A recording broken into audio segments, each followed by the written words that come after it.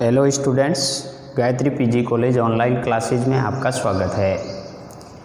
आज अपन MA final geography में हिमालय अफवाह तंत्र की नदियाँ कौन कौन सी है उसके बारे में चर्चा करेंगे। ड्रेनेज जो सिस्टम है इंडिया का, इस ड्रेनेज सिस्टम को अभिविन्यास के आधार पर दो भागों में बांटा गया है। एक हिमालय अफवाह तंत्र है और दूसरा है प्रायद्वीपीय भारत का अफवाह तंत्र। तो हिमालय अफवाह तंत्र है, उसमें मुख्यतः तीन नदियां हैं, जिसमें सिंधु नदी तंत्र है, गंगा नदी तंत्र है और ब्रह्मपुत्र नदी तंत्र है। तीन यानी नदी अफवाह तंत्र इसमें शामिल है मुख्यतः। बाकी इसकी छोटी छोटी सहायक नदियां भी इसमें हैं।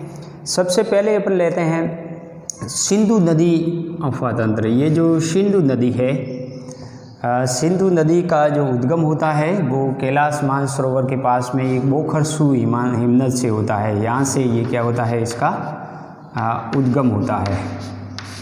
बोखरसू हिमनद से इसका उद्गम होता है और ये यानी कि कैलाश मानसरोवर से निकलने के बाद में ठीक उत्तर पश्चिम में बहती हुई आगे जहाँ लद्दाख और जास्कर की पहाड़ियाँ हैं, यहाँ पे लद्दाख की पहाड़ियाँ हैं, लद्दाख और इसके दक्षिण में जास्कर की पहाड़ियाँ हैं। लद्दाख और जास्कर की पहाड़ियों के बीच से सिंधु नदी है वो यानी कि उत्तर पश्चिम की प्रवाह करती हुई जहाँ पे नंगा पर्वत है वहाँ से दक्षिण की ओर यानी दक्षिण पश्चिम की ओर मोड़ लेती है और पाकिस्तान में प्रवेश करती है। नंगा पर्वत पर यहाँ गहरा गार्ज बनाती है, नंगा गार्ज के नाम से जाना जाता है। यहाँ गार्ज बनने के बाद में ये दक्षिण पश्चिमी दिशा में पाकिस्तान में होती हुई मिठानकोट के पास में इसकी जो सहायक नदियाँ हैं जिसको पंच नद के नाम से जाना जाता है, जिसमें झेलम है, चिनाब है, रावी है, व्यास है और सतलज है। ये पाकिस्तान के मिठानकोट में पांचों नदियाँ मिलती है और फिर इसके बाद में ये प्रवाहित होती हुई अंत में दक्षिण और पश्चिमी दिशा में कच्छ की खाड़ी में गिरती है। तो सिंधु नदी की जो कुल लंबाई है वो 2880 किलोमीटर है। उनमें से भारत में ये लंबाई है वो 709 किलोमीटर है, 709 किलोमीटर है। सिंधु नदी का कुल अफवाह क्षेत्र है वो लगभग 11,65,000 वर्ग किमी है।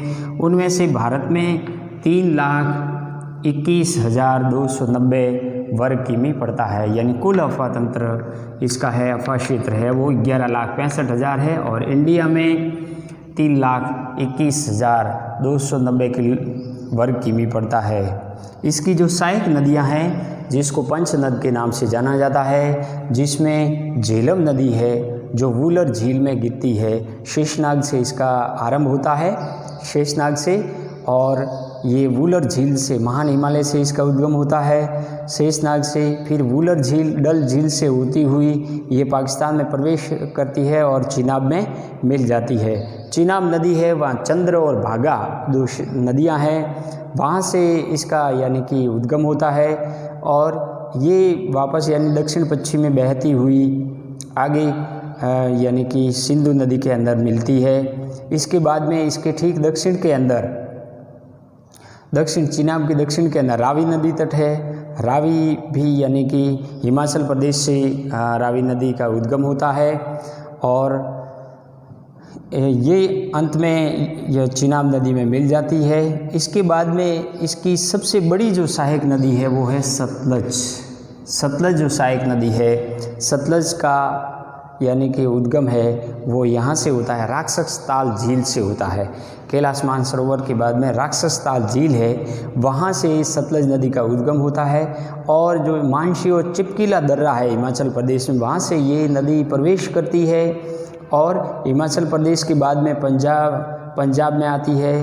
पंजाब के अंदर यानी कि इसकी एक दाईं ओर से सहायक नदी मिलती है व्यास नदी, और व्यास नदी और सतलज नदी दोनों के संगम पर एक परियोजना बनी हुई है जिसको भाखड़ा नागल बांध परियोजना के नाम से जाना जाता है। और जहाँ संयुक्त होती है वहाँ एक हरीके सतलज और व्यास दोनों मिलती है, वहाँ पे एक हरीके बैराज बांध बनाया गया है पंजाब के अंदर, और वहाँ से इंदिरा गांधी नहर परियोजना निकाली गई है। तो भारत की बहुउद्देशीय जो परियोजना है भाखड़ा नागल बांध परियोजना, वो सतलज नदी पर बनी हुई है। और इसके अलावा ये यहाँ से पंजाब के बाद में पाकिस्तान में प्रवेश करती है और मीठानकोट के पास में चिनाब में मिल जाती है, और अंत में सारी नदियां हैं वो सिंधु में मिल जाती है। तो ये इसकी यानी कि सहायक जो नदियां थी सिंधु की। इसके अलावा सिंधु का जो महत्व है वो पाकिस्तान में अधिक है। सिंधु जल संधि है, सिंधु जल संधि, सिंधु जल संधि हुई थी 1960 के अंदर भारत पाक के बीच में। उसमें ये प्रावधान है कि भारत है वो दक्षिण की 3 नदियाँ कौन सी, सतलज, रावी और व्यास, सतलज, रावी और व्यास, इसका 20% पानी है, यानी कि 20% जो जल है उसका उपयोग भारत कर सकता है, भारत को अधिकार दिया गया है। और यानी कि इन तीनों नदियों का जल का उपयोग भारत कर सकता है। बाकी चिनाब, झेलम और सिंधु तीनों नदियों का उपयोग, जल का उपयोग पाकिस्तान कर सकता है। इसमें जम्मू कश्मीर राज्य की जल की आवश्यकताओं को ध्यान में रखते हुए चिनाब, झेलम और सिंधु नदी के पानी का उपयोग है वो पाकिस्तान कर सकता है। तो सिंधु जल संधि के अनुसार टोटल में 80% अधिक जल का उपयोग पाकिस्तान करता है और भारत को 20% हिस्सेदारी प्राप्त है। ये जल संधि 1960 के अंतर्गत यानी कि आती है। तो इस प्रकार सिंधु नदी की जहाँ से ये निकलती है बोखरसू हिमानी से, उसकी ऊंचाई है वो 4164 मीटर है। ये उत्तर पश्चिमी दिशा में प्रवाहित होती है। अभी मैंने बताया लद्दाख श्रेणी को काटकर गिलगिट के पास में एक गहरा यानी कि खड्ड जो गार्ज बनाती है और देमचौक के निकट भारत में प्रवेश करती है। देमचौक जो जम्मू कश्मीर में है वहाँ से भारत में प्रवेश करती है। विश्व की बड़ी नदियों में से ये सिंधु नदी समाहित है। सिंधु नदी के अंतर्गत इसकी विसर्जन क्षमता का 20% भारत उपयोग कर सकता है। सिंधु नदी के बाएं और दाएं दोनों ओर से कहीं हिमालयी सहायक नदियां आकर के मिलती है। इन सहायक नदियों में से जो छोटी छोटी सहायक नदियां हैं उनमें यानी कि गरतंग, जाश्कर, द्रास, श्योक, शिगार, नुब्रा, गिलगिट और हुजा, ये दाईं ओर से मिलने वाली जो सिंधु की सहायक नदियां हैं। इसके अलावा अटक के पास काबुल नदी में इसमें मिलती है। फिर पाकिस्तान में खुर्रम, तोश, झोब, गोमल, बिहोवा आदि भी इसकी सहायक नदियां हैं जो पाकिस्तान के पंजाब में उपजाऊ मैदान में इसमें प्रवेश करती है। मीठानकोट से थोड़ा उत्तर की ओर पंचनद है जो 5 इसकी सहायक नदियां हैं। पंचनद में कौन कौन सी नदियां शामिल है? सतलज जो इसकी सबसे बड़ी सहायक नदी है, व्यास, रावी, चिनाब और झेलम नदी मिलाप करती है। और कराची से थोड़ा पूर्व में ये अरब सागर के अंदर जो कच्छ की खाड़ी है वहाँ पर विलीन हो जाती है। इसकी सहायक नदियों की देखेंगे तो सबसे बड़ा यानी कि सहायक नदियाँ उत्तर से दक्षिण की ओर जो पंचनद नदियाँ हैं उनमें झेलम नदी है वो सिंधु की प्रमुख सहायक नदी कहलाती है। झेलम नदी का उद्गम शेषनाग झील से निकलकर वुलर झील से होती हुई पाकिस्तानी सीमा के पास में जहाँ पे बांस मंगल के निकट एक गहरा माखंड बनाती है और त्रिगमू के पास चिनाब में मिल जाती है। झेलम नदी है, इसका कुल अफवा क्षेत्र है वो लगभग 28,490 वर्ग किमी क्षेत्र है और ये भारत में लगभग यानी कि इसका विसर्जन जो वार्षिक क्षमता है पानी की वो 2,789 करोड़ घन टन है। कश्मीर में ये परिवहन और व्यापार हेतु अति उपयोगी मानी जाती है। झेलम नदी।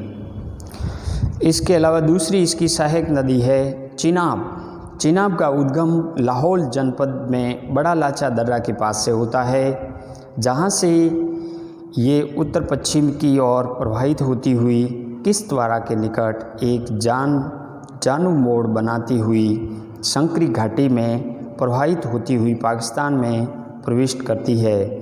चिनाब की कुल लंबाई 1180 किमी है तथा भारत में इसका यानी कि अफवा क्षेत्र है वो 26,755 वर्ग किमी पड़ता है।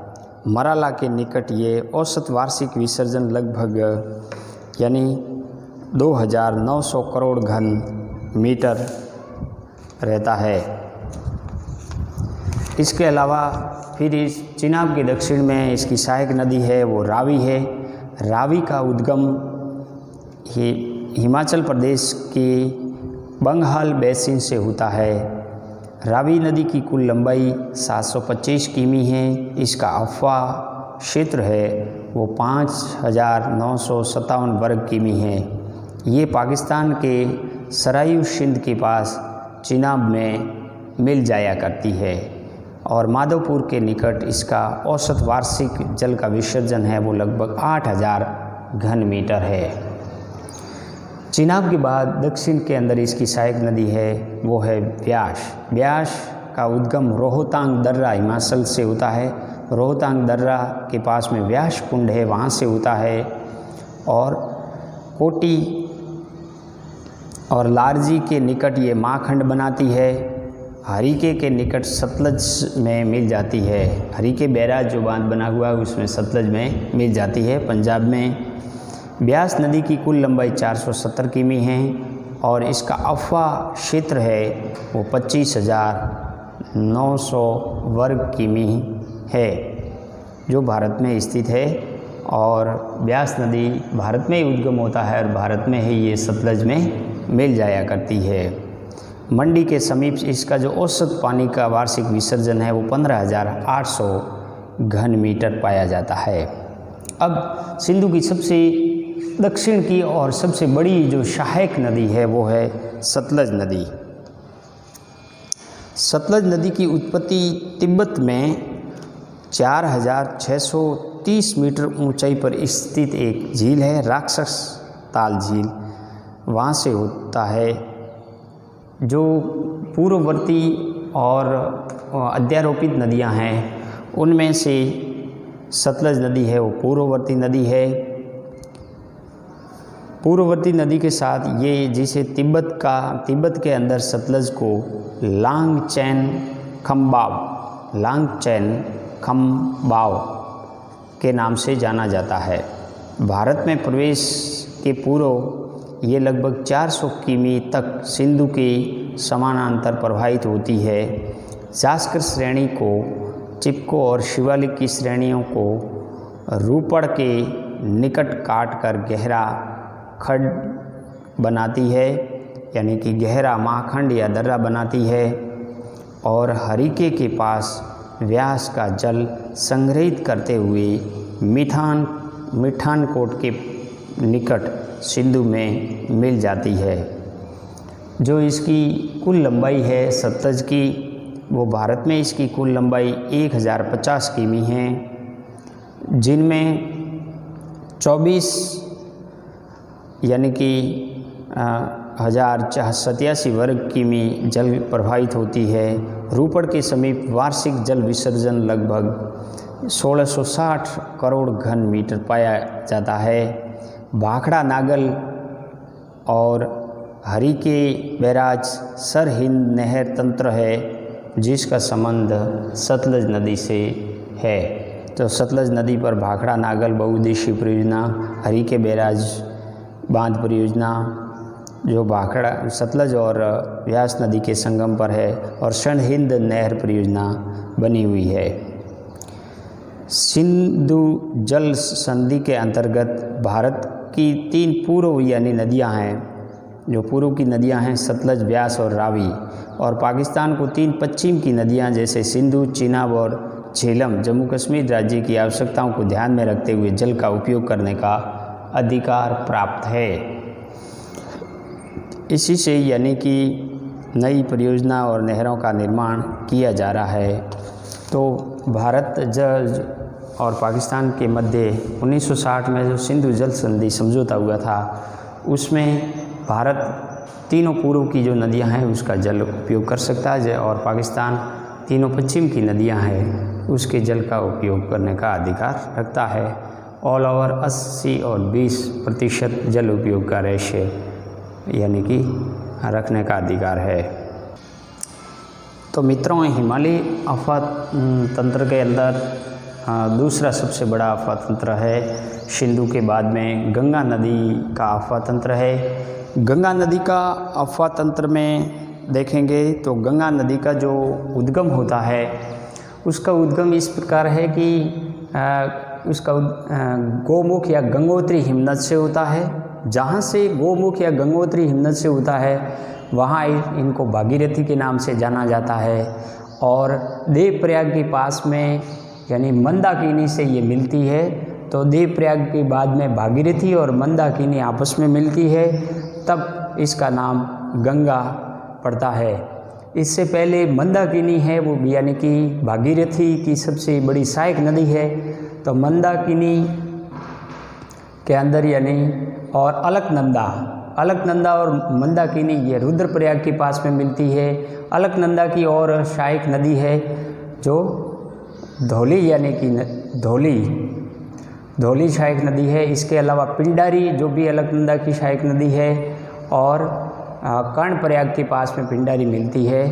तो इसी प्रकार रुद्र यानी कि देवप्रयाग के पास में भागीरथी और अलकनंदा आपस में मिलती है और इसके संयुक्त पानी को गंगा के नाम से जाना जाता है। तो गंगा का जो उद्गम होता है वो गोमुख गंगोत्री हिमनद से होता है, गंगोत्री हिमनद से होता है। इसकी कुल लंबाई है गंगा की जो 2525 किमी है। इसका कुल अफवाह क्षेत्र है वो 9000 यानी 9,51,600 वर्ग किमी है। और इसकी जो सहायक नदियां हैं, गंगा की जो सहायक नदियां हैं दोनों ओर से हैं, एक बाईं ओर से हैं और दाईं ओर से हैं। बाईं ओर से इसकी जो सहायक नदियां हैं रामगंगा, गोमती, घाघरा, गंडक, कोसी, महानंदा, और दाईं ओर से यमुना और सोन नदी यानी कि मिलती है। यमुना की और भी सहायक नदियां हैं, सिंध है या चंबल है, कैन है, बेतवा है, ये यमुना की सहायक नदियां हैं। और यमुना प्रमुख यानी कि गंगा की सहायक नदियां हैं जो इलाहाबाद के पास में मिलती है और त्रिवेणी संगम बनता है गंगा, यमुना और सरस्वती नदी का। तो ये पूरा अफवाह तंत्र है वो भारत के प्रमुख यानी कि एक मैदानी भाग का निर्माण करता है और जो सिंचाई की दृष्टि से या खाद्यान्न उत्पादन की दृष्टि से, कृषि की दृष्टि से और यानी जल विद्युत की दृष्टि से इसके जल का उपयोग किया जाता है। गंगा नदी के लिए यानी इसकी सफाई व्यवस्था करने के लिए या इसकी संरक्षण करने के लिए, कंजर्वेशन करने के लिए एक नमामि गंगे नाम की योजना चली है और उसके माध्यम से सरकार है वो इसके तट पर आए हुए जो शहर है जैसे इलाहाबाद है, कानपुर है, बनारस है और फरका है, इन शहरों पर गंगा नदी के सफाई से संबंधित और घाट बनाने से संबंधित काम चल रहा है। हरिद्वार में भी इसका खूब कार्य हुआ है। ऐसे के अंदर यानी कि गंगा नदी का महत्व भारत में सांस्कृतिक दृष्टि से भी अधिक है और ये गंगा नदी है उत्तर प्रदेश सर्वाधिक यानी कि उत्तर प्रदेश में बहती है। इसके बाद में बिहार, फिर पश्चिम बंगाल और उत्तराखंड, पश्चिम बंगाल के बाद में ये फिर यानी बांग्लादेश में प्रवेश कर जाती है। इसकी एक दक्षिणी से जो शाखा है वो हुगली नदी के नाम से प्रवाहित होती है और मुख्य इसकी जो शाखा है वो बांग्लादेश के अंदर पद्मा नाम से जानी जाती है। बांग्लादेश में इसको पद्मा कहते हैं। पद्मा और जमुना ये बांग्लादेश में मिलती है, जमुना ब्रह्मपुत्र को कहते हैं और अंत में मेघना के रूप में ये बंगाल की खाड़ी में सुंदरबन डेल्टा बनाती हुई विसर्जित होती है। तो गंगा नदी तंत्र का जो विस्तार देश में लगभग 1/4 क्षेत्र में पाया जाता है। इससे उपजाऊ मैदान का निर्माण होता है, जो भारत का अन्न भंडार और सर्वाधिक जन संकुल क्षेत्र भी है, क्योंकि इसी अफवाह तंत्र से ही भारत के मध्यवर्ती विशाल मैदान का निर्माण होता है, जो एक जनसंख्या घनत्व की दृष्टि से भी महत्वपूर्ण है। नदी के यानी कि तट के सहारे महत्वपूर्ण नगर भी है, जिसमें हरिद्वार है, बनारस है, कानपुर है, इलाहाबाद है या फरका है जो पश्चिम बंगाल के अंदर है। ये सारे यानी कि पटना है, महत्वपूर्ण नगर इसी तट के किनारे हैं। नदी का जल का उपयोग है वो गंगा नदी के जल का उपयोग सिंचाई, जल विद्युत उत्पादन, औद्योगिक और पीने हेतु किया जाता है। सांस्कृतिक महत्व की दृष्टि से गंगा भारत की सबसे महत्वपूर्ण यानी कि नदी है। गंगा का उद्गम उत्तराखंड के उत्तरकाशी जनपद यानी उत्तरकाशी जो जनपद है, जो 3900 मीटर ऊंचाई पर स्थित है, वहाँ से अभी अपन ने पढ़ा गंगोत्री हिमनद से होता है। और देवप्रयाग के अंदर ये भागीरथी और अलकनंदा आपस में मिलती है, तब इसका नाम पड़ता है गंगा। इलाहाबाद से फरका तक इसका प्रवाह की दिशा पूर्व की तरफ रहती है। फरका के आगे इसकी मुख्य धारा है वो दक्षिण पूर्व और पूर्व की ओर प्रवाहित होती हुई बांग्लादेश में प्रवेश करती है, जिसे बांग्लादेश में पद्मा के नाम से जाना जाता है। एक शाखित यानी कि वाहिका है जो भागीरथी हुगली के रूप में पश्चिम बंगाल में प्रवाहित होती है और बंगाल की खाड़ी में गिरती है। कुल लंबाई या आफा क्षेत्र कितना है ये अपन ने पढ़ा है। यदि राज्यों की बात करें तो उत्तराखंड और उत्तर प्रदेश में ये लगभग 1450 किलोमीटर बहती है। बिहार में 445 किमी बहती है। पश्चिम बंगाल में 520 किमी यानी कि गंगा बहती है। और फरका के पास में इसका अधिकतम जो यानी कि अफवाह जो प्रवाह है वो लगभग यानी 12,500 घन मीटर प्रति सेकेंड या क्यूसेक है। गंगा जो भारत की प्रमुख नदी है, जिनमें उत्तर में हिमालय से, दक्षिण में प्रायद्वीपीय पठार से कई सहायक नदियां आकर के इसमें मिलती है और कुछ सदा नीरा यानी कि है तो कुछ है वो बरसाती नदियां भी है। इसके अलावा इसके दाहिने तट से यमुना, सोन और पुन, दामोदर और रूपनारायण मिलती है। यमुना नदी जो इसकी सबसे बड़ी सहायक नदी कहलाती है। यमुना नदी की लंबाई है वो लगभग 1384 किमी है। यमुना नदी क्षेत्र है, अफवाह क्षेत्र है, जो 3,67,223 वर्ग किमी है। ये इसका उद्गम है वो बंदर पूंछ यानी लगभग 6,316 मीटर ऊंचाई पर पश्चिमी ढाल पर स्थित यमुनोत्री हिमनद से होता है। गंगा के समानांतर बहती हुई ये प्रयाग यानी कि इलाहाबाद में गंगा से मिल जाती है।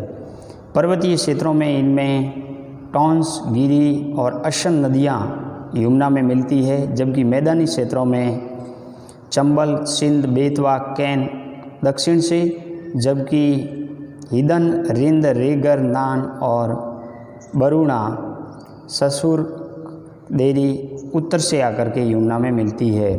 भूवैज्ञानिकों के अनुसार यमुना ने पौराणिक सरस्वती नदी का जल का अधिकरण किया है, जो अपन ने कल की क्लास में पढ़ा था। मध्य युग में ये परिवहन का प्रमुख साधन थी और आज इसका अधिकांश जल है वो पश्चिम और पूर्व यमुना और आगरा नहरों के द्वारा यानी कि नहरों के द्वारा सिंचाई के हेतु प्रयुक्त होता है।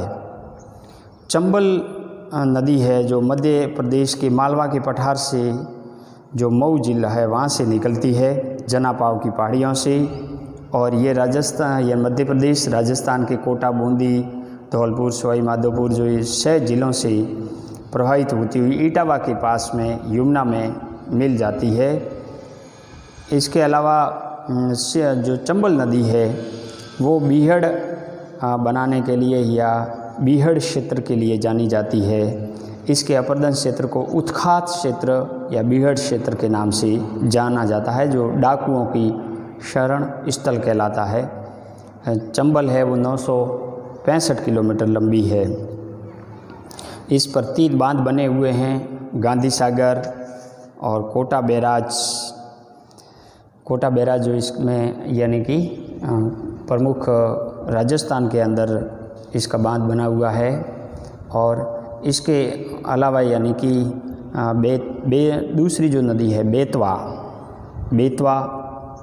बेतवा भी भोपाल के दक्षिण पश्चिम से निकलती है और ये यमुना की सहायक नदी कहलाती है।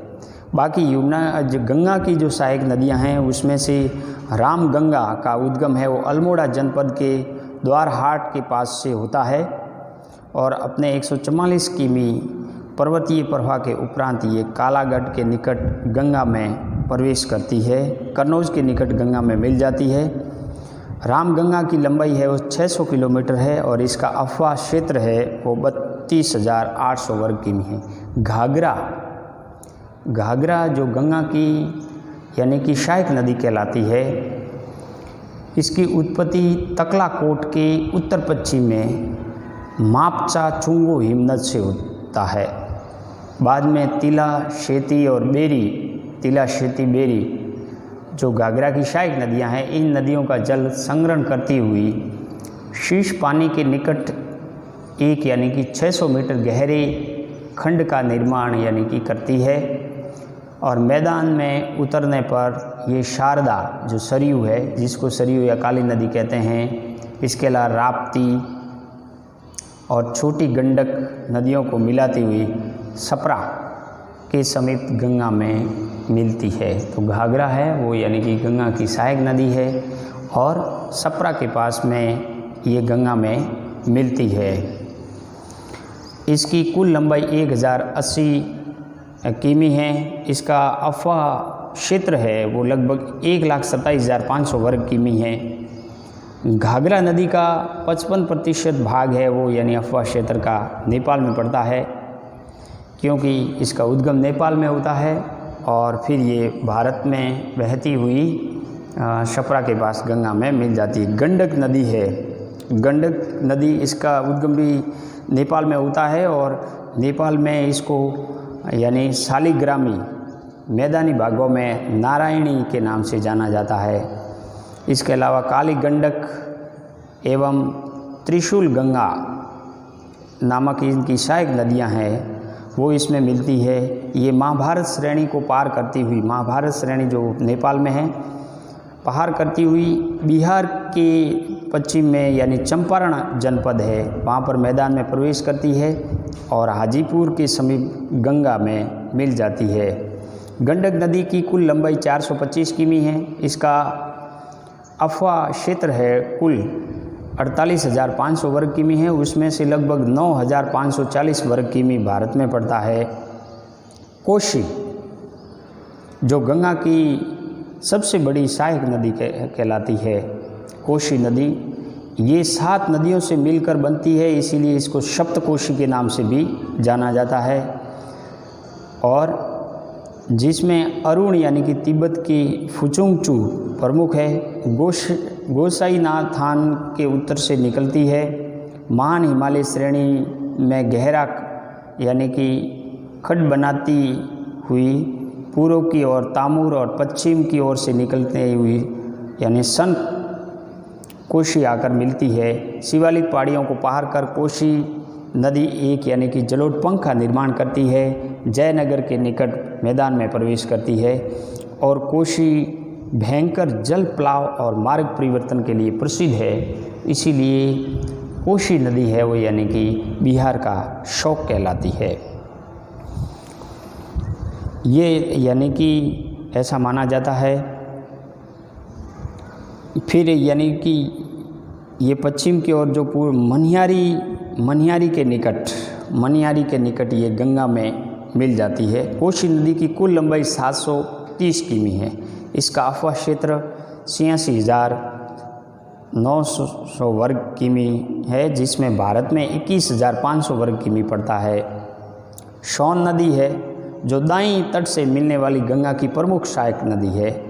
सोन नदी की लंबाई 780 किमी है। इसका अफवाह क्षेत्र है वो लगभग 71,900 वर्ग किमी है, जिसका उद्गम अमरकंटक पठार जो नर्मदा का स्रोत है। तो अमरकंटक से दो नदियां निकलती है, एक सोन नदी और दूसरी है वो यानी नर्मदा नदी।